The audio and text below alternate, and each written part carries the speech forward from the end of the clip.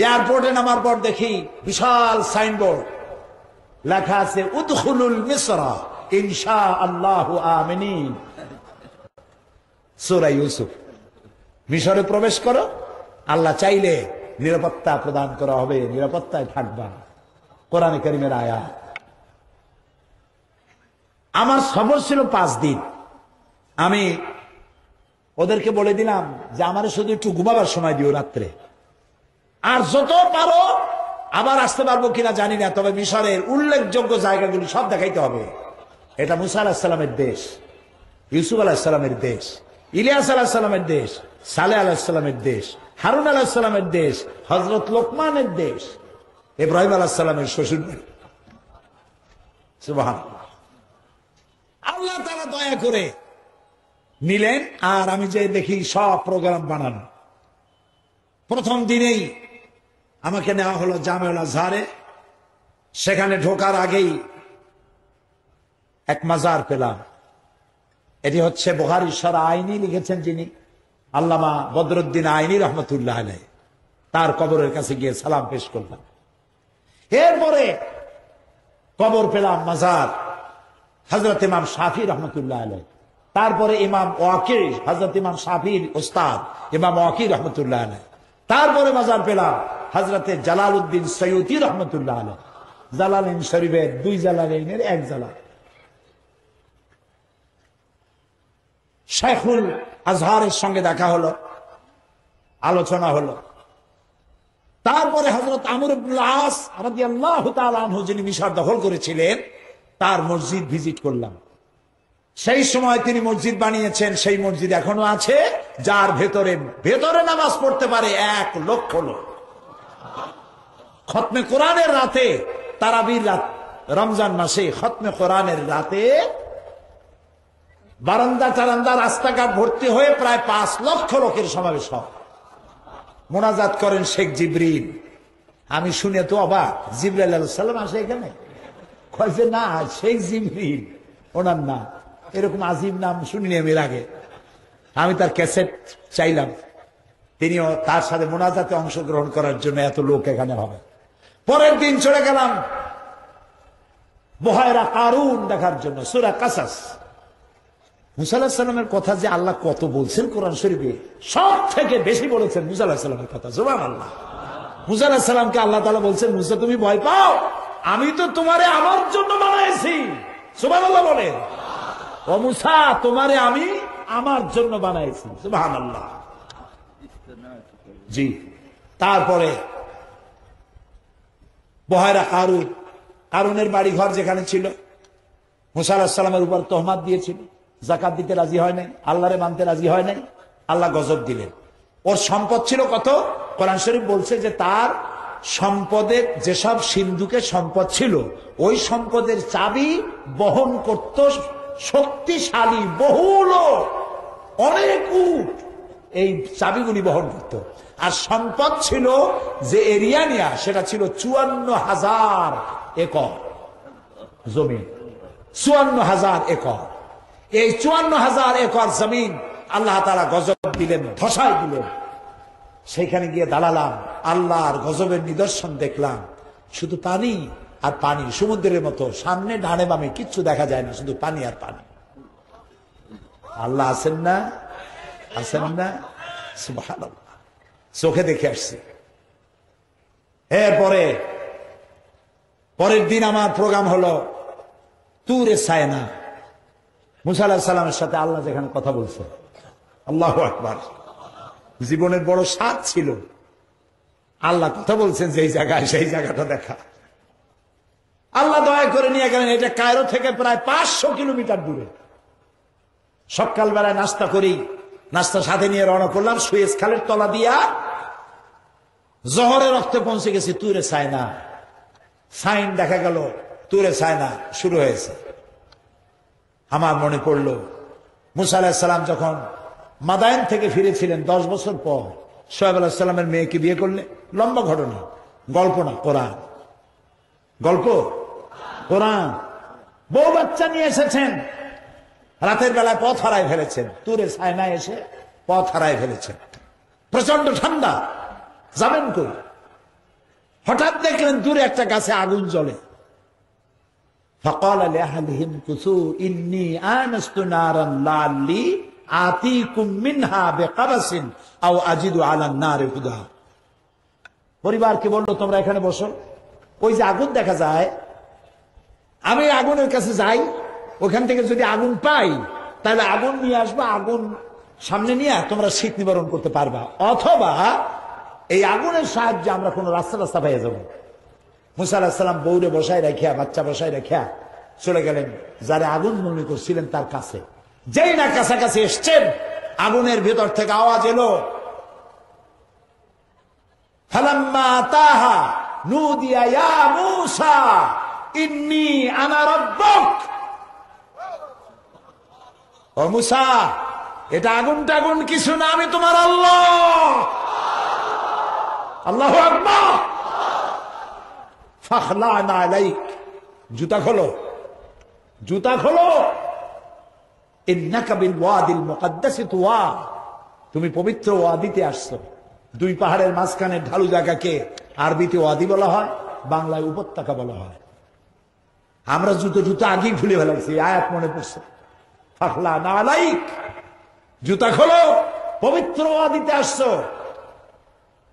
মুসা আলাইহিস সালাম কাছে চলে গেলেন, আওয়াজ এলো, ইন্নানি আনাল্লাহ, নিশ্চয়ই আমি আল্লাহ, লা ইলাহা ইল্লা আনা, আমি ছাড়া কেউ নাই, ফাবুদনি, আমার দাসত্ব করো, ওয়াকিমিস সালাতা লিযিকরি, আর আমার শরণার্থে নামাজ কায়েম করো। সেই গাছটার কাছে গেলাম, গাছ একটা আছে, কিন্তু আমি বিশ্বাস করতে পারলাম না যে ওই গাছটাই। আল্লাহ তাআলা খুব ভালো জানে। ওই গাছের মধ্যে দেখলাম চিঠিপত্র রেখে আসছে মানুষের আল্লাহর কাছে। ওখানে ইহুদিরা যায়, মুসা আলাইহিস সালাম তো ইহুদিদের নবী ছিলেন, খ্রিস্টান যায়, ইহুদি যায়, মুসলমান যায়, পাশাপাশি একটা মসজিদ আর একটা গির্জা একদম গায়ে লাগে। শত শত বাস যাচ্ছে, মানুষ গড়িয়া সমানে। পাশেই তুরে ছায়না, তুর পাহাড়, ওইখানে 40 দিন ইতিকাফ করেছিলেন মুসা আলাইহিস সালাম।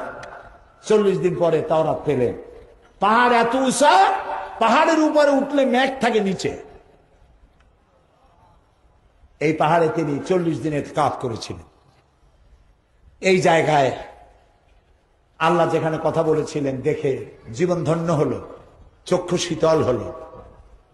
ফিরে এলাম কায়রোতে। এরপর পরের দিন সাথীদের বললাম, এবার শয়তান দেখব। বুঝছেন তো, বড় শয়তান। মুসা আলাইহিস সালাম রে এত জ্বালাইছে, এই শয়তানটাকে দেখা দরকার। বিশাল মিউজিয়াম, 40 পাউন্ড ভেতরে প্রবেশ করার ফি। লন্ডনের পাউন্ড, মিশরিয়ান পাউন্ড। 40 পাউন্ড দিলাম, দিয়ে ভিতরে ঢুকলাম। ঢোকার পরে বহু কিছু দেখার, কিন্তু শয়তান দেখি না। আমি জিজ্ঞেস করলাম, লোকেরা জিজ্ঞেস করে কি খোঁজে না, আমি বলি শয়তান খুঁজি। শয়তান কই? কয় যে সে তো দোতলায়, তার একটা পজিশন আছে না। ওই শয়তান দেখতে যাওয়ার জন্য আরো 40 পাউন্ড লাগবে। আমি চিন্তা করলাম ইসরাফ হয় নাকি, আবার অবশ্যই হবে, বিদেশে আসছি এতগুলো পয়সা দেব। পরে চিন্তা করলাম আল্লাহ তো দেখতে কইছে, কুল সিরু ফিল আরদ ফানজুরু কাইফা কানা আকিবাতুল মুজরিমিন আকিবাতুল মুকাজ্জিবিন। যারা অপরাধী, যারা আমার মহা সত্যকে অস্বীকার করেছে, আমি তাদেরকে কি কি শাস্তি দিছি, যাই দেখে আসুন। সিরু ফিল আরদ, আমার জমিন ঘোরো দেখো। আমি বললাম দাও পয়সা, আবারও দিল পয়সা। দোতলায় উঠা দেখি শয়তান চিতই শুয়ে আছে, গ্লাসের বক্সের মধ্যে 3500 বছর আগের লাশ। 3500 বছর আগের লাশ। মাথায় এখনো চুল আছে, পেছনের দিকটা দাঁত আছে 2-1টা, হাতের কয়েকটা নখ আছে, পায়েরও কয়েকটা নখ আছে, চোখ দেখা যায়। চিন্তা করলাম শয়তান তো জীবনে দেখি নাই, শয়তান যদি দেখতাম মনে হয় এইরকমই বোধহয় শয়তান হবে। কত রূঢ়, কত হিংস্র, কত দুর্ধর্ষ, কি মারাত্মক নিষ্ঠুর লোক ছিল। সমস্ত বনি ইসরায়েলের ছেলেগুলিকে সব মেরে ফেলেছে। মুসা আলাইহিস সালামের হইতে দেবে না, আর আল্লাহ মুসাকে পাঠাবে। কার প্ল্যান কার্যকরী হবে? আল্লাহর প্ল্যান কার্যকরী হলো। মুসার প্ল্যান ভেস্তে গেল, ফেরাউনের প্ল্যান শেষ হয়ে গেল। ফেরাউনের লাশ দেখলাম। এরপরে মুসা আলাইহিস সালামকে যেখান থেকে ভালানো হয়েছিল, তার মা যেখানে ভালাইছিল দরিয়া নীলের, এবং যেখান থেকে উঠাইছিল সেসব জায়গাও চিহ্নিত আছে। এরপরে মুসা আলাইহিস সালাম যেখানে তার উম্মত নিয়ে বসে কথাবার্তা বলতেছিলেন, সেখানে ফেরাউন ঘিরে ফেললো। আর মুসা আলাইহিস সালামের লোকেরা বলল, ইয়া মুসা ইন্না লামুদরাকুন, আমরা পাকড়াও হয়ে গেছি, পালাবার তো পথ নাই। দেখেন আল্লাহর পয়গম্বর, শত্রু কয় দিকে? তিন দিকে। কয় দিকে? আরেকদিকে কি? দরিয়া, বাহা, নদী নয়, সমুদ্র। তিন দিক থেকে আক্রমণ করেছে, পালাবার কোনো রাস্তা নাই। মুসা আলাইহিস সালাম বললেন, কাল্লা রব্বি সায়াহদিন, কখনো নয়, অবশ্যই আমার আল্লাহ আমাকে পথ দেখায় দিবেন। মুসা আলাইহিস সালাম তাকায় দেখলেন দরিয়ার মধ্যে ফাঁক হয়ে গেছে। পানি দরিয়ার নিচ থেকে শুরু করে পর্যন্ত উঁচা দেওয়াল, ওখানে নিচের থেকে শুরু করে পর্যন্ত দেওয়াল, মাঝখানে বিশাল রাস্তা, এপার আর ওপার। সুবহানাল্লাহ কবেন না? গল্প না কোরআন? কোরআন। মুসা আলাইহিস সালাম পাড়ি দিয়ে মাঝখানে গেছে, হাঁটে হাঁটে। ফেরাউন তার দলবল নিয়ে নেমে গেছে। যেই না মাঝখানে আসছে, ততক্ষণে মুসা আলাইহিস সালাম উপর চলে গেছে। আল্লাহ তাআলা তখন, তিনি তো কাপ আর নুনের মালিক, বললেন কোন, রাস্তা বন্ধ। শুরু হয়ে গেল তুফান, প্রচন্ড উর্মিমালায়, তুফানে ডুবতে ডুবতে সাথী সঙ্গী সব শেষ। ফেরাউন একা বেঁচে আছে, একবার নিচে যায় আর একবার উপরে ওঠে। পানি খেতে খেতে পেট 6টা তরমুজের মতো হয়ে গেছে। ফেরাউন বলছে, ও দেখলো আর তো বাঁচার উপায় নেই। সে বলল, আমানতু আন্নাহু লা ইলাহা ইল্লাল্লাযী আমানাত বিহি বানু ইসরাঈল। ঈমান আনলাম ওই ইলাহের উপরে, যার উপরে ঈমান এনেছে বনি ইসরাঈলেরা। আল্লাহরে বুঝাইতেছে, আল্লাহ তুমি ভুল বুঝো না, বনি ইসরাঈলেরা যে ইলাহের উপর ঈমান আনছে, আমি কিন্তু তার উপর ঈমান আনলাম। ওয়া আনা মিনাল মুসলিমিন, আর আমি তো একজন মুসলমান, এই তো কলেমা পড়লাম, তারপরেও সুবাও কেন? আল্লাহ তাআলা বলছেন, আল-আন, এখন, ওয়াকাদ আসাইতা ক্বাবলু ওয়া কুনতা মিনাল মুফসিদিন, অথচ তুমি এই দেশে আমার মানুষের উপরে তোমার হুকুম চালু করেছো, মানুষকে নির্যাতন করেছো। ফেরাউন বলছে, আনা মিনাল মুসলিমিন, আমি মুসলমানদের একজন।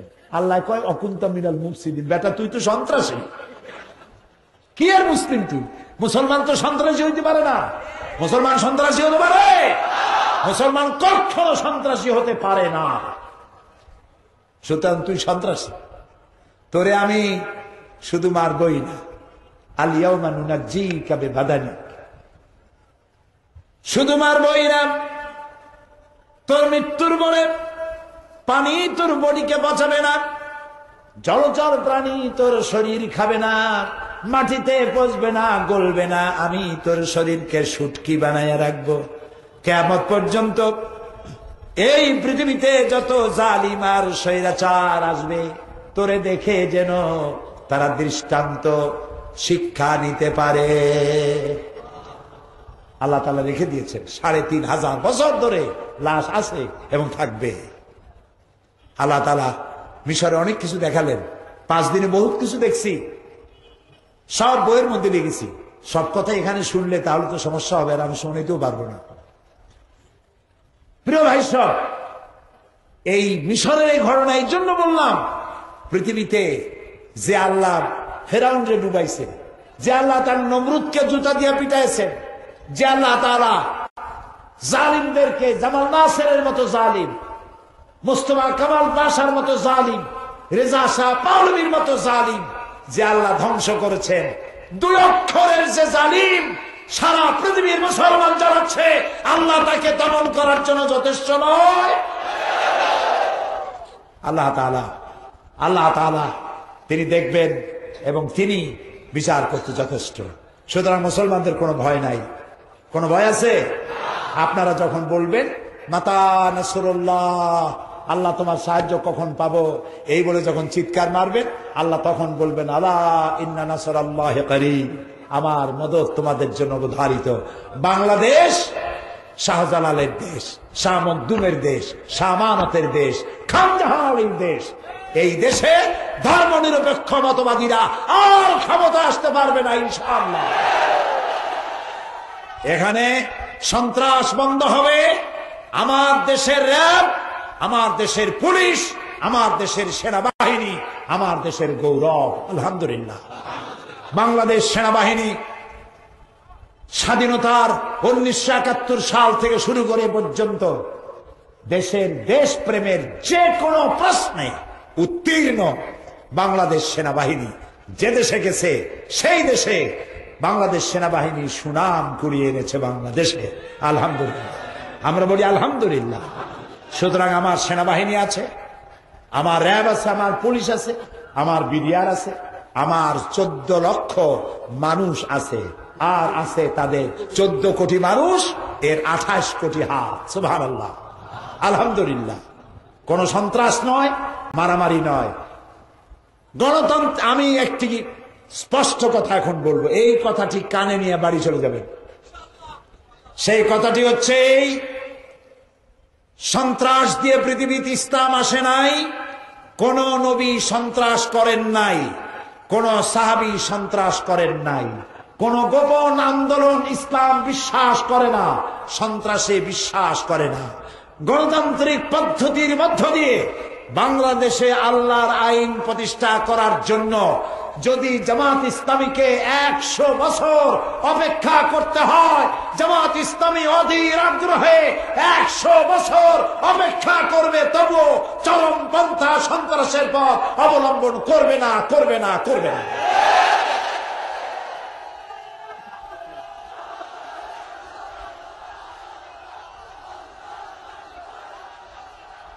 সুতরাং পত্রিকায় জোট ভাঙ্গার জন্য যত আন্দোলন করুক, জোট ভাঙবে না ইনশাআল্লাহ।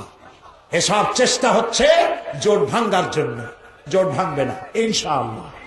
ঐক্যবদ্ধ থাকুন। পত্রিকার কোন খবর পড়ে, পত্রিকা কোন ওহী নয়, যা লেখে তা সত্য তা নয়, টিভি চ্যানেলে যা বলে তা সত্য, সবটা সত্য নয়। এই জন্য কোরআন শরীফের সূরা হুজুরাতে আল্লাহ তাআলা বলেছেন, কি বলেছেন? আয়াতটা আমার মুখস্থ নাই। ইজাজা ফাসিকুন বিনাবাইন ফাতাবায়ানু, অর্থাৎ কোন ফাসিক, ফাসিক হলো সেই ব্যক্তি যে ব্যক্তি প্রকাশ্যে আল্লাহর সাথে গুনাহ করতে শরম পায় না, ভয় পায় না, এটা হলো ফাসিক। এইরকম কোন ফাসিক যদি কোনো খবর প্রকাশ করে, সেই খবর শোনা মাত্র বিশ্বাস করো না। সূরা হুজুরাতে আল্লাহ নিজে বলেছেন, কারণ এটা বিশ্বাস করলে পরবর্তী পর্যায়ে তোমাকে পস্তাতে হতে পারে, আল্লাহ বলেছে। কাজী সারা দেশে পত্রিকা আসলো আর সব চেষ্টা করলো, সব দোষ জামাত ইসলামী আর শিবির, সব শেষ। বিষয়টা এত সহজ নয়। ইসলাম প্রতিষ্ঠিত হবে, হিন্দু শান্তি পাবে, খ্রিস্টান শান্তি পাবে, বৌদ্ধ শান্তি পাবে, উন্নয়ন পাবে, সমৃদ্ধি পাবে, সাম্প্রদায়িক সম্প্রীতির এত সুন্দর দেশ পৃথিবীতে আর নয়। আলহামদুলিল্লাহ বলো। ঠিক বলেছি না বাড়াই বলছি? এখানে পূজা রোজা একসাথে হয় নাই? কথা বলেন, পূজা রোজা একসাথে হয় নাই? এই পূজা রোজা যে একসাথে হয়েছে, আপনারা দুর্গা মন্দিরের দুর্গার মাথা ভাঙছেন কয়টা? মন্দির ভাঙছেন কয়টা? কয়টা হিন্দু পিঠায় ভারতে পাঠাইছেন? কাজেই বাংলাদেশে সাম্প্রদায়িক সম্প্রীতি বিনষ্ট হয়েছে বলে যারা বাংলাদেশে আর বাইরে যারা মানুষকে বলে বেড়ান, তারা 100% মিথ্যেবাদী। লানাতুল্লাহি আলাল কাযিবিন। বলেন লানাতুল্লাহি আলাল কাযিবিন, লানাতুল্লাহি আলাল কাযিবিন। আমাদের দেশে সাম্প্রদায়িক সম্প্রীতি সব থেকে ভালো, আলহামদুলিল্লাহ। এখানে আমার এলাকা জানেন তো কোথায়? সিলেটের, তাও মুখস্থ আছে। 80,000 হিন্দু ভোটার আমার এলাকা, আলহামদুলিল্লাহ। এই হিন্দু নেতারা আমার মঞ্চে আসেন আর বক্তৃতার ভেতরে বলেন, মায়ের কোলে সন্তান যেভাবে নিরাপদে আছে, আমরা বিগত 8.5 বছর সেইভাবে নিরাপদে আছি। উন্নয়নের অভাব নাই। কে ভোট দিয়েছে আর দেয় নাই সে চিন্তা করিনি, আমরা তো করি না। সকলকে আমরা সমানভাবে ইনসাফের সাথে দেখতে চাই। আমাদের দেশের হিন্দুরা ভালো। যখন আমাদের দেশে হিন্দুরা প্রতিবেশী হিন্দু মারা গেলে মুসলমানরা দেখতে যায় না? যায় না? হিন্দুর অসুখ হয়েছে, একটু আপেল নিয়ে কমলা নিয়ে দেখতে যায় না? আবার মুসলমানের অসুখ হলে হিন্দুরা আসে না? ওদের পূজা হলে আমাদের ছেলেমেয়েরা দেখতে যায় না? আবার আমাদের ঈদের দিনে আমাদের প্রতিবেশী হিন্দুরা আমাদের সেমাই, আমাদের পায়াসের শরীক হয়। পৃথিবীতে কোথায় আছে এমন? সুতরাং এই দেশটিকে অকার্যকর, ব্যর্থ, অযোগ্য, অপদার্থ, চোর, হাবিজাবি কথা বলিয়া ক্ষমতা হারাবার উন্মাদনায় পাগল হয়ে গিয়েছে। আল্লাহ তাআলা এই দেশের প্রতি শান্তি দান করুন। গোটা পৃথিবীর মুসলমানদেরকে আল্লাহ শান্তি দান করুন। মোনাজাতের পর আজান হবে, বা জামাত এশার নামাজ পড়ে যাবেন। আর মোনাজাতের আগে একটু সময় চাই। আপনারা আমাকে এতক্ষণ সময় যখন দিচ্ছেন, আর 5টা মিনিট সময় কি দেবেন? দেবেন? সিলেটের মানুষেরা আমাকে প্রাণ দিয়ে ভালোবাসে, এটা আমি জানি। আলহামদুলিল্লাহ, আমিও আপনাদেরকে ভালোবাসি। এই ভালোবাসায় কোনো স্বার্থ আছে? আল্লাহরে বলি, আল্লাহ, এই সিলেটবাসীরা নিঃস্বার্থভাবে আমাকে ভালোবাসে, আলেমদের ভালোবাসে। এই ভালোবাসার বিনিময় কিয়ামতের দিনে জান্নাতে বসার তৌফিক আমাদের দিয়ে দিও। এই আঞ্জুমানে খেদমতে কোরআন বিরাট কষ্ট করে, পরিশ্রম করে, প্রতি বছর বহু টাকা ঋণ হয়ে যায়। আপনারা আপনাদের পাশেই বাক্স আছে, এই বাক্সগুলির মধ্যে আপনারা কিছু টাকা ফালাইলেই, তাড়াতাড়ি করে ফালালে, দ্রুত ফালালে, তাহলে আমরা মোনাজাতটা করে দিই। পকেটে হাত দেন আর ওই বাক্সের মধ্যে ফালাই দেন। 5টা মিনিট সময় দাঁড়াবেন না, কেউ মোনাজাত না করে যাবেন না। লন্ডনে যেসব মুসলমান আছে, সৌদি আরবে আছে, কুয়েতে আছে, কাতার আছে, আমেরিকা আছে, সবার জন্য দোয়া করা হবে। মাত্র 5টা মিনিট সময়, মাত্র 5 মিনিটস। লা ইলাহা ইল্লাল্লাহ, লা ইলাহা, লা ইলাহা।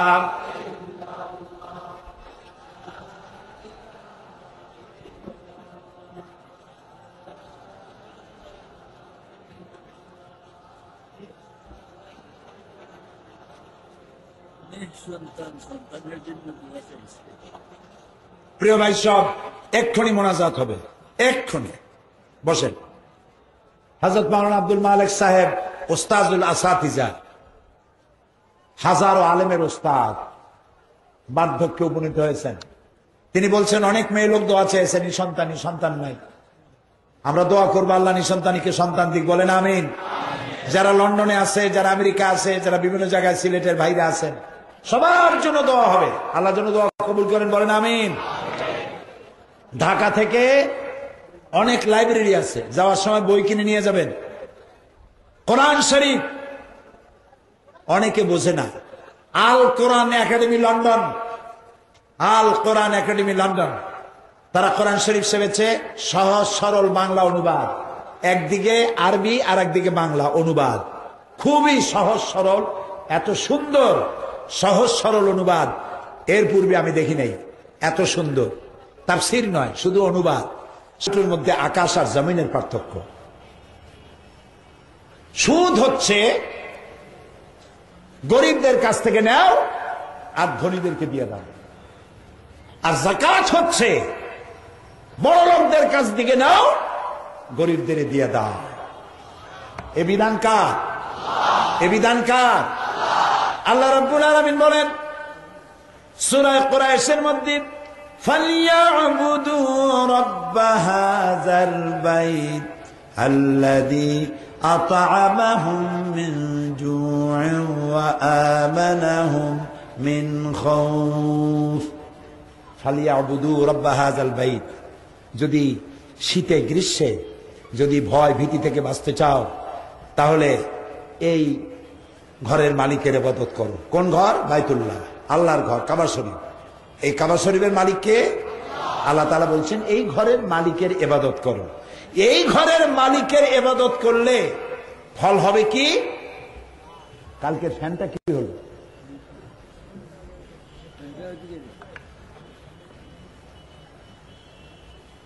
মালিকের ইবাদত করলে কি হবে? মালিকের ইবাদত করলে পরে ক্ষুধার সময় খাবার পাবা। সুবহানাল্লাহ বলে। কে বলতেছে? আরে ভাই কথা কন না কেন? আমি কি গল্প গুজব শোনাইতেছি? কার কথা শোনাচ্ছি? আল্লাহর কথা শোনাচ্ছি। ফালিয়াবুদু রাব্ব হাযাল বাইত আল্লাযী আত'আমাহুম মিন জু'। তুমি যখন ক্ষুধার্ত থাকবে তখন ক্ষুধার সময় খাবার দেবে কে? আল্লাহ। এই ঘরের মালিকের ইবাদত করো। ওয়া আমানাহুম মিন খাউফ। আর যখন ভীতি হবে, ভীতির সময় নিরাপত্তা প্রদান করবেন আল্লাহ তাআলা, তার ইবাদত করো। খাইতে দিবেন। এই যাকাত, আমাদের দেশে যাকাতের সঠিক কালেকশন হয় না। যাকাতের কালেকশন সিলেটে কেমনে হয় আমি জানি না, আদায়টা ঢাকারটা জানি। সেখানে বড় লোকেরা যাকাতের শাড়ি পাওয়া যায়, লুঙ্গি পাওয়া যায় ঈদের 4-5 দিন আগে পত্র পত্রিকায় আসে। মানে সব থেকে পচা শাড়ি, সব থেকে পচা লুঙ্গি, এগুলি হলো যাকাতের শাড়ি, যাকাতের লুঙ্গি। আর আল্লাহ তাআলা বলেছেন লান তানালুল বিররা হাত্তা তুনফিকু মিম্মা তুহিব্বুন। আল্লাহর রাস্তায় ওইটাই খরচ করো যেটা তুমি পছন্দ করো। আর আপনি করলেন কি? যাকাতের সবচাইতে নিকৃষ্ট লুঙ্গি, সব থেকে নিকৃষ্ট শাড়ি, এইগুলা কি যায় না। তারপরে প্রহসন, বাড়ির সামনে বিরাট ভিড়, উনি যাকাত দিচ্ছেন। মানুষের পাড়া খেয়ে কতগুলো গরিব মরে গেল, হয় না এমন? পাড়া খেয়ে মরে গেল। ইসলাম এই জন্য যাকাত দেয়নি। এক শ্রেণীর মানুষ যাকাত এইভাবে দিতে থাকবে, আর এক শ্রেণীর মানুষ হাত পেতে নিতে থাকবে। এই রকমের দুইটা শ্রেণী বানাবার জন্য আল্লাহ তাআলা যাকাতের বিধান করেন নাই।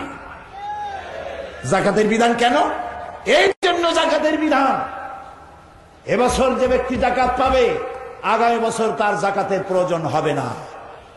এই জন্য রাসূলুল্লাহর কাছে ভিক্ষা নিতে আসছিল এক লোক। রাসূলুল্লাহ তারে ভিক্ষা দিছিলেন না, বলছিলেন তোমার কাছে কি আছে? লোকটি কি বলেছিল বলেন?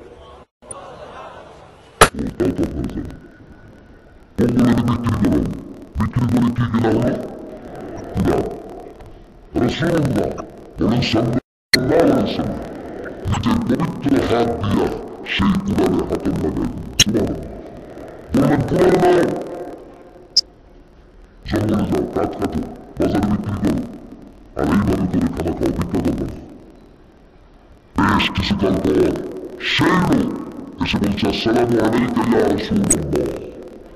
হুজুর আমার চিনছেন? আমি সেই ভিক্ষু, ভিক্ষা চাইতে আসছিলাম, আপনি আমারে কুড়াল দিয়েছিলেন। আমি কাঠ কেটে বাজারে বিক্রি করে করে সংসার পরিচালনা করে আমার কাছে এখন যাকাত দেওয়ার মতো অর্থ জমা হয়ে গেছে।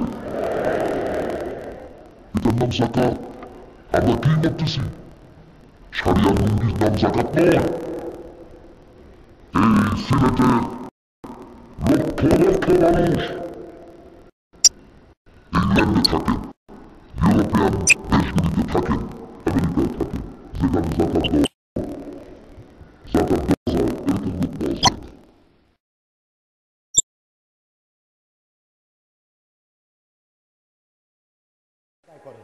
তারপরে আপনাদের আত্মীয়দের মধ্যে লিস্ট করেন। আল্লাহ তাআলা বলেছেন ওয়াতিজাল কুরবা হাক্কাহু, নিকটবর্তী আত্মীয় স্বজনকে আগে দাও। সুবহানাল্লাহ।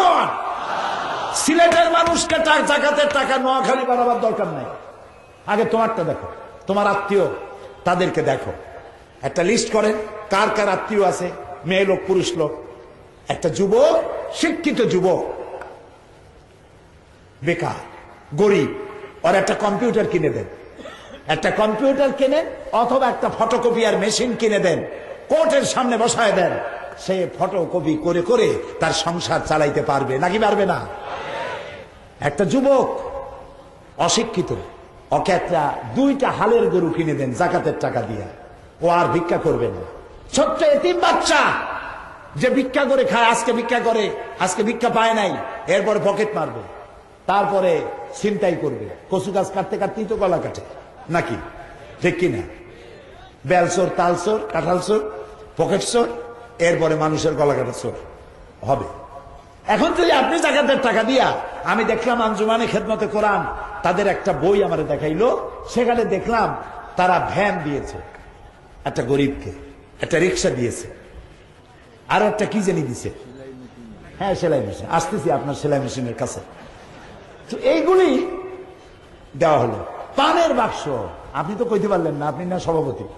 পানের বাক্স দিছেন, আমি দেখছি ছবির মধ্যে একটা পানের বাক্স, একটা পানের বাক্স দিলেন, অথবা একটা জুতা পালিশ করা একটা বক্স বানাই দিলেন, আর ওরে বসায় দিলেন এয়ারপোর্টে অথবা সিলেট রেলওয়ে স্টেশনে। জুতা পালিশ করে করে 4-5টা ফ্যামিলি মেম্বার খাওয়াই বাঁচাইতে পারবে নাকি পারবে না? এই হলো জাকাতের।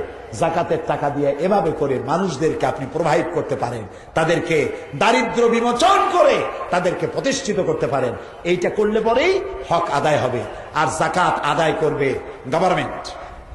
সূরা হজ, আল্লাযীনা ইম্মাক্কান্নাহুম ফিল আরদ আকামুস সালাত ওয়া আতাউজ যাকাত وَأَمَرُوا بِالْمَعْرُوفِ وَنَهَوْا عَنِ الْمُنكَرِ وَلِلَّهِ عَاقِبَةُ الْأُمُورِ।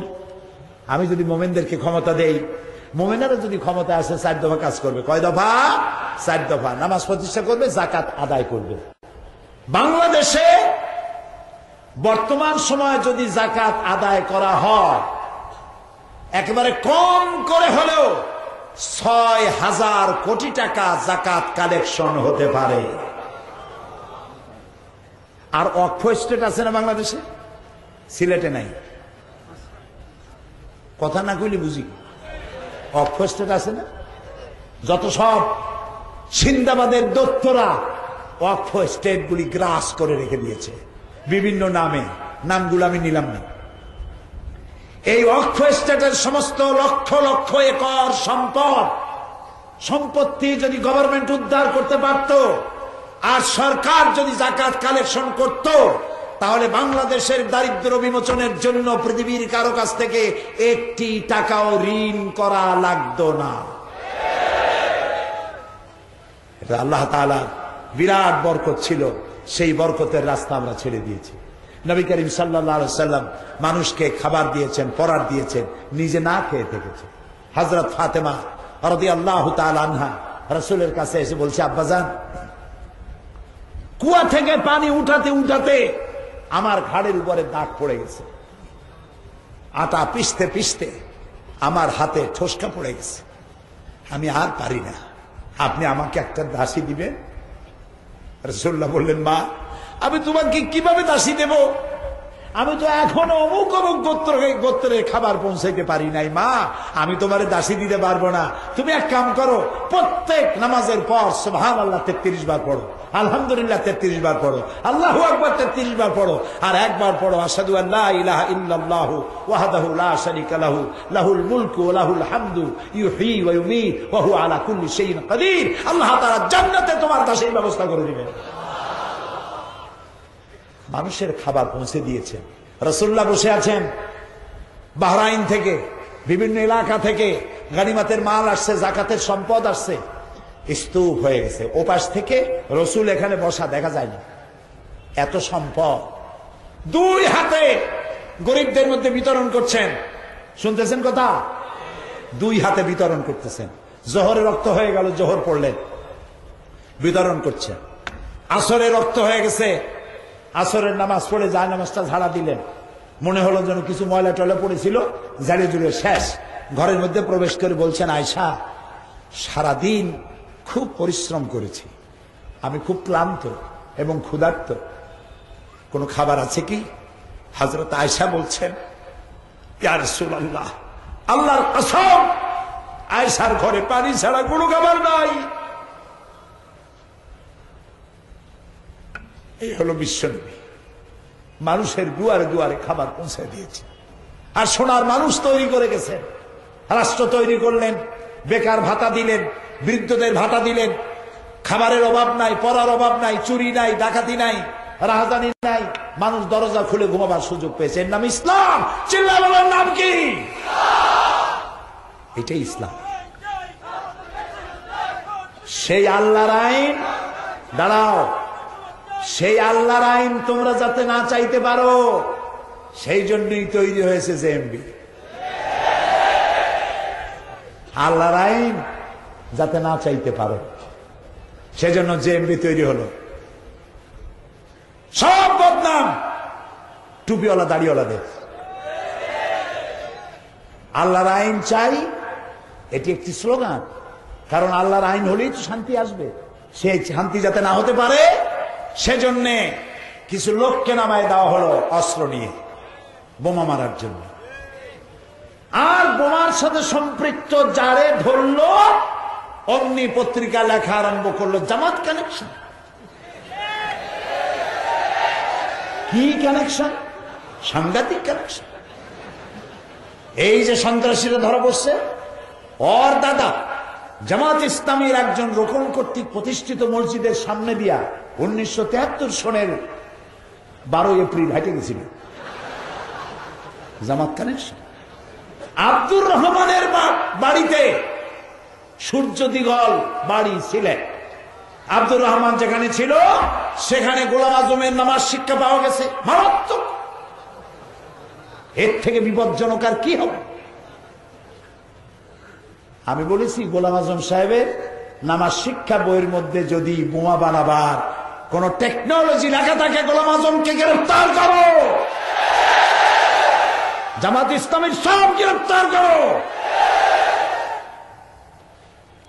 নামাজ শিক্ষা বই থাকলে যদি অপরাধ হয় তাহলে বলতে হবে যে 2 মাস শেখ আব্দুর রহমান যে বাড়িতে বসে গোসল করেছিল যে সাবান দিয়া, সেই সাবান বানাইছে যে কোম্পানি, তারাও গ্রেফতার করে।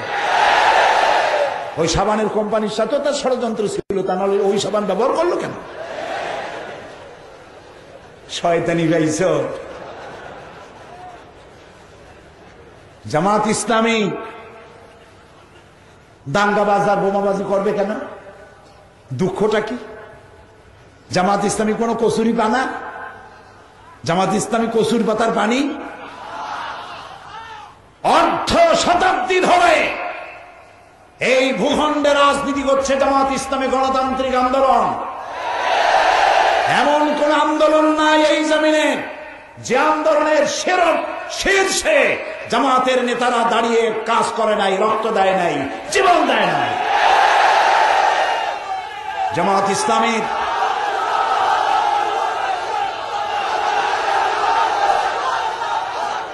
প্রত্যেকটি নির্বাচনে জামাত ইসলামী নির্বাচন করে, প্রত্যেকটি স্থানীয় নির্বাচন এবং জাতীয় নির্বাচন, সব নির্বাচনে জামাত অংশগ্রহণ করে। জামাত গণতন্ত্রে বিশ্বাসী এবং নির্বাচন করে পার্লামেন্টে তাদের সম্মান সূচক অবস্থান আছে, তাদের মন্ত্রী আছে। এই মন্ত্রীরা যখন বিদায় হবে সিসিটিভি দিয়ে মাইক্রোস্কোপ যন্ত্র দিয়ে তালাশ করে দেখবে একটা পয়সার তহবিল তসরুপ আত্মীয়করণ দুর্নীতি স্বজন প্রীতি আছে নাকি দেখো।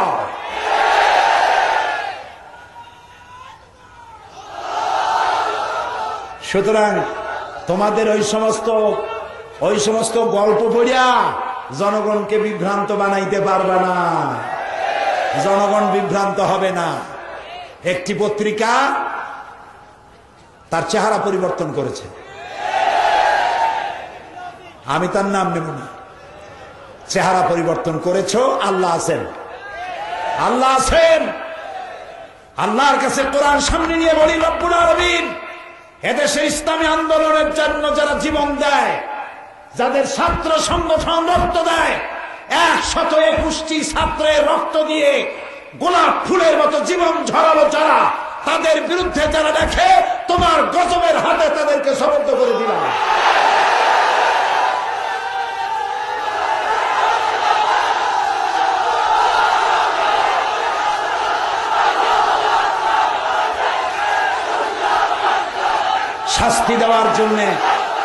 শাস্তি দেওয়ার জন্য আল্লাহ যথেষ্ট। আলহামদুলিল্লাহ বলেন। শাস্তি দেওয়ার জন্য আল্লাহ যথেষ্ট। তবে আরেকটা কথা মনে রাখবেন, কাগজের আগুন দিয়া ভাত রান্না তো দূরের কথা, চাও গরম করা যায় না। এটা ঠিক কিনা? কাজে আপনারা কাগজে যা পারেন লেখেন, লিখতে থাকুন আর দেখতে থাকুন। বাংলাদেশে এমন কোন ঘর থাকবে না যেখানে জামাত ইসলামী যাবে না। সমস্ত ঘরে ঘরে পৌঁছে যাবে। কারণ জামাত ইসলামী দাওয়াত দেয় আল্লাহর কোরআনে।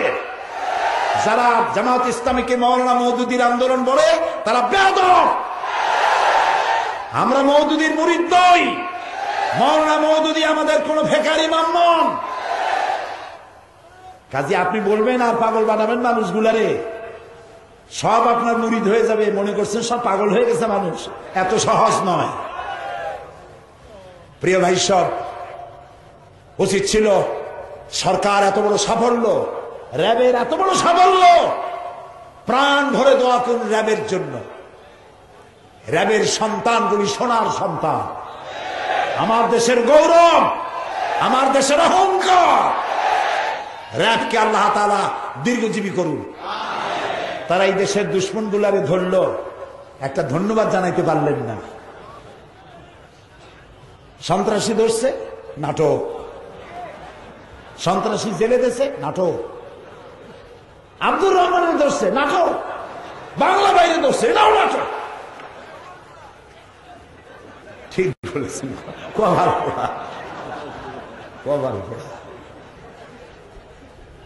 গোটা জাতি আনন্দে উদ্বেলিত।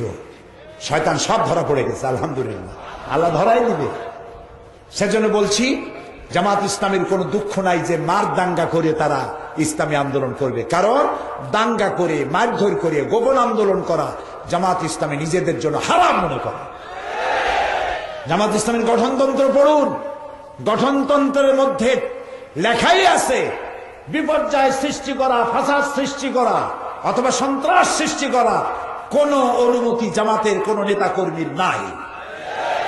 কোরআন যেটা বলে, হাদিস যেটা বলে, সেটাই আমাদের একমাত্র উদ্দেশ্য। প্রিয় ভাই সব, সুতরাং আল্লাহ তাআলার বিধান জমিনে কায়েম হলেই শান্তি আসবে, এছাড়া শান্তি আসবে না। আল্লাহর আইন, বাংলা ভাই আর ওই সিদ্দিকুল্লাহ, বাংলা তো বলতে চাই নাই, সিদ্দিকুল্লাহ আর ওটার নাম কি, শেখ রহমান, একজন পীর সাহেব, আমি নাম বলবো না, নাম নেব না, কয় যে এই আব্দুর রহমানের সাথে জামাত ইসলামের নারীর সম্পর্ক আছে, ওর জামাতের রোকন। আমি বলছি, হুজুর আপনি যদি এতই গোপন খবর রাখেন তাহলে পীরগিরি ছাড়িয়ে দিয়া বাংলাদেশের গোয়েন্দা বিভাগে চাকরি করেন, জনগণের উপকার হবে। আপনি রহমানের সাথে জামাতের সম্পর্ক খুঁজে পাইলেন, আর সে যে আওয়ামী লীগের দুলাভাই তা আপনি কইতে পারলেন না। কত টাকা পেয়েছেন? ভারতের দালাল, আওয়ামী লীগের বিটি, পীর নামের কলঙ্ক।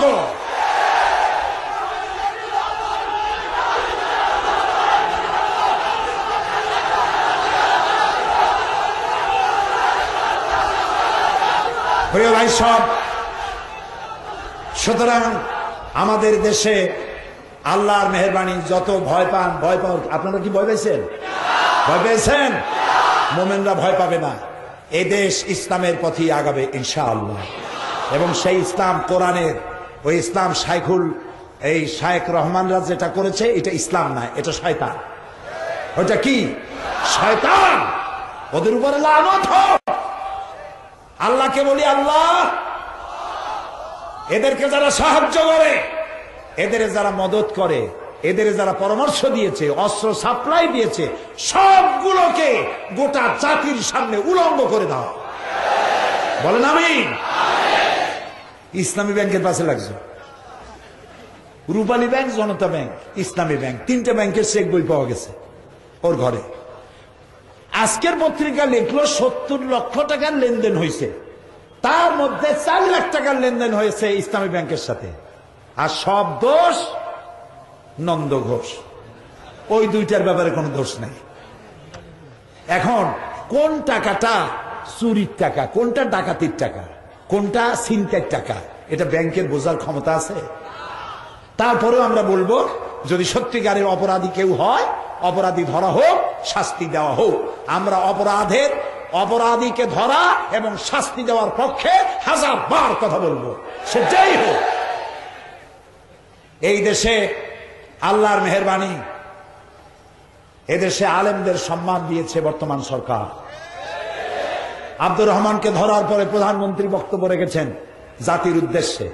তিনি বলেছেন, শরিক দলের ইসলামী দলগুলো এবং বাংলাদেশের সমস্ত আলেম, মসজিদের ইমাম, মাদ্রাসার শিক্ষক, এই সন্ত্রাসের বিরুদ্ধে বক্তৃতা করেছে, রাস্তা রাস্তা মিছিল করেছে, আমি তাদেরকে ধন্যবাদ জানাই। প্রধানমন্ত্রী ধন্যবাদ জানাইছেন আলেমদেরকে, আমি আলেমদের পক্ষ থেকে প্রধানমন্ত্রীকে ধন্যবাদ জানাই। এখানে মাদ্রাসা শিক্ষকদের ফাজেল আর কামেলের মানের যে বিষয়টি আছে, ইনশাআল্লাহ মেয়াদকালের মধ্যেই ফাজেল কামেলের মান হয়ে যাবে ইনশাআল্লাহ। কাজে চিন্তার কোনো কারণ নাই। ওই যে 14 গোষ্ঠী এক জায়গায় হয়েছে, কয় গোষ্ঠী? 14 গোষ্ঠী। এক গোষ্ঠী বাদ দিলে 13 খান সাইনবোর্ড, 13 খান সাইনবোর্ড। সারা দেশে 1.5 লক্ষ ভোটও নাই, 1.5 লক্ষ ভোটও নাই। এই নেতারা যখন কোন জায়গায় যায়, ওই 13 খান সাইনবোর্ড যখন কোন জায়গায় যায়, শুধু মঞ্চের ছবি দেখানো হয়, জনগণের ছবি দেখাবার মতো না, কারণ শ্রোতার চাইতে বক্তা বেশি। স্পষ্ট কথা, ওরা এই সব বামপন্থীরা, এই 13টি দলের নেতারা তাদের নিজের জন্মভূমিতে নির্বাচনে দাঁড়ান। আমি চ্যালেঞ্জ করেছি পার্লামেন্টে, চ্যালেঞ্জ করেছি পল্টনে, চ্যালেঞ্জ দিয়ে গেলাম সিলেটের আজকের মাহফিলে। ওই 13টা নেতা তাদের নিজের জন্মভূমিতে দাঁড়িয়ে নির্বাচন যদি করে, 100% জামানত বাজেয়াপ্ত হয়ে যাবে। কিয়ামত পর্যন্ত পার্লামেন্টের মেম্বার হতে পারবে না। তার কারণ হচ্ছে বামপন্থীদের সাথে এদেশের মানুষের আর মাটির কোনো সম্পর্ক নাই। কাজে আপনারা এইসব বেলুন নিয়ে এসে ভয় দেখাবেন আর বলবেন নির্বাচন হইতে দেব না। নির্বাচন করা না করা এটা আপনার ব্যক্তিগত ব্যাপার, আপনার দলের ব্যাপার, কিন্তু নির্বাচন হইতে দেব না এটা সন্ত্রাসীদের কথা, এটা শেখ রহমানের কথা, এটা বাংলা ভাইয়ের কথা, এটা কোনো গণতান্ত্রিক আন্দোলনের কথা না। নির্বাচন হবে, সময় মতো হবে, এবং আগামী নির্বাচনে ইনশাআল্লাহ 4 দলীয় ঐক্যজোট আবার ক্ষমতায় আসবে ইনশাআল্লাহ। আল্লাহ তাআলা এ তৌফিক দান করুন, আমরা বলি আমিন, সবাই বলি আমিন। তো মিশরের কথা আপনারা দাঁড়াইলে আমি মিশর বলবো কেমন? বসেন। আপনারা যে এত স্মৃতিশক্তি সম্পন্ন আমি তো ভাবিনি।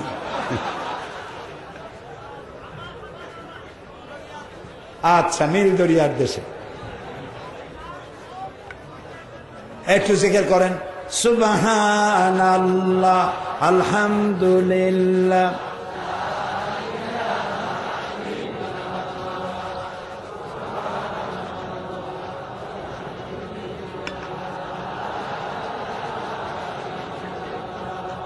সুবহানাল্লাহ, আলহামদুলিল্লাহ, লা ইলাহা